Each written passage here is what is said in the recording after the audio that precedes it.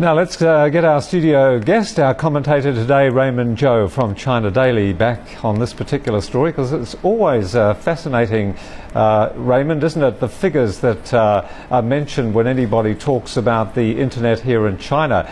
The government figures, in fact, show that the number of netizens here has reached 384 million by the end of 2009. And if you want to be quite precise, that's 618 times that of 1997. And, of course, as Xu Jiajun mentioned in his report, it's still increasing with an annual rise of nearly 32 million users.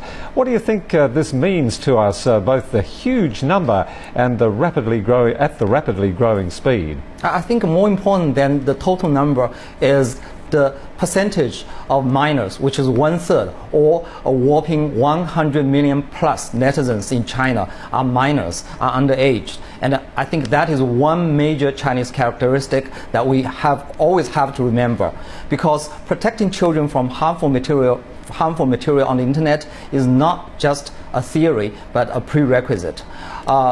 The practice of using the internet as a kitchen sink will be less and less tolerated. And as more and more people, exactly is 32 million new users are exposed to this new platform each year, I think people need to learn how to use the internet etiquette, so to speak. So some form of regulation is inevitable. Yes, that's right. You mentioned the protection of minors is certainly what is on the mind of the administrators, and while the accessibility of the internet is rising rapidly, those problems are emerging as China also sees increasing internet crimes, including online fraud, theft, pornography, of course, and gambling. And the white paper also says that China is one of the countries suffering most from hacking, Raymond. What can we do to effectively combat internet crimes?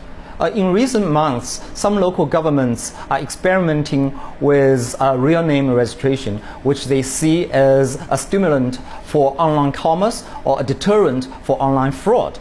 Some other local governments are actually considering outlawing the practice of the so-called online human flesh search, which is a form of online attack that spills out to the real world.